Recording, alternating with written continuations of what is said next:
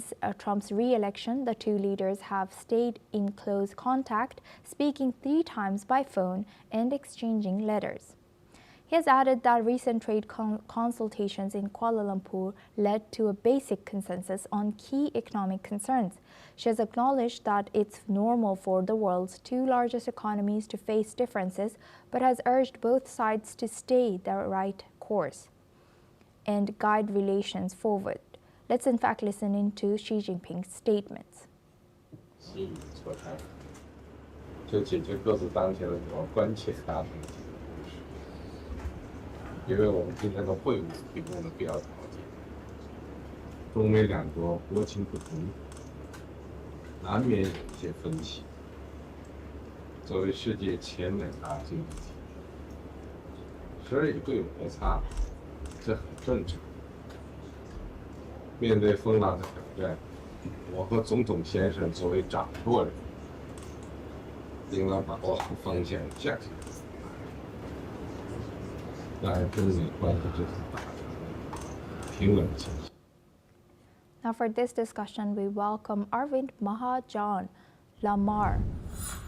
He's a savings professor of finance, Texas A&M University. Joins us live from Texas. Thank you very much, Professor, for joining us. Welcome to NewsX World. Professor, how is it different if you look back at Trump's handling of U.S.-China relationship from his first term to his second term? Well, certainly things got very hot earlier part of this year when the President Trump decided to dramatically increase tariffs on China. And that was not quite the case during the first term. So the president has been quite aggressive in dealing with China and much more serious about cutting down the trade deficit. That is at least the announced intention behind the tariffs, is to cut down on the trade deficit which the U.S. faces. And since that time, the rhetoric has been pretty hot. And this meeting, I think, somewhat calms things down. There was a lot of tension as the impact of U.S.-China relationships impacts many other countries as well. And I think this particular visit has calmed things down, although I think this is just a truce. It is not durable peace. This is a very tentative arrangement. And most of the details and critical issues still need to be addressed.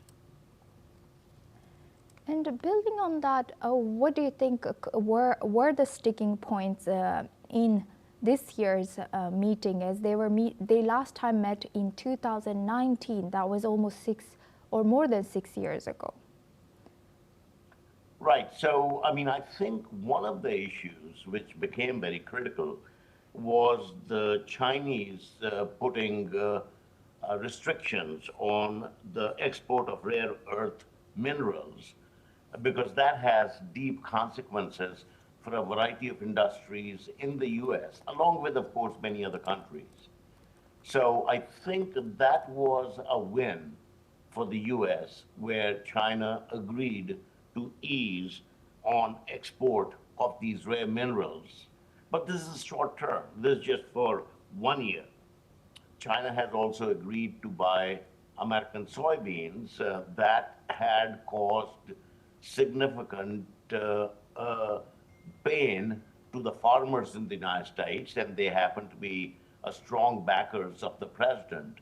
So that will certainly come as a big relief to the farmers, because China had switched from buying American soy to Brazilian and other countries. So that is a big win for the U.S. On the other hand, the U.S. has agreed to reduce the tariffs by 10%. So the average tariff on Chinese goods right now are 47%. Of course, the president at one time had announced that the tariffs are going to be 145%. So some relief there. Both countries have agreed to what is our understanding at this point, a pause on port fees which the two countries had imposed on each other.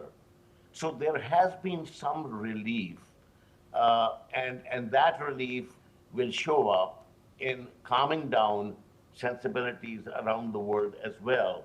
But I will repeat that this is just a marginal agreement. This is not the grand bargain.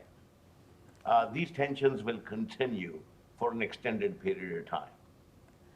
And we know that Trump is also planning to meet or visit China next April. So how do you think, why did Trump decide on that already way ahead of the meeting? And do you think there are some kind of tactic from Trump's side or motive from Trump's side that he is trying to get closer to Xi Jinping or China? Well, I mean, yeah, clearly. I mean, President Trump and both President Xi Jinping understand and recognize that this current meeting in South Korea provided only a tentative relief in the trade relationship between the two countries.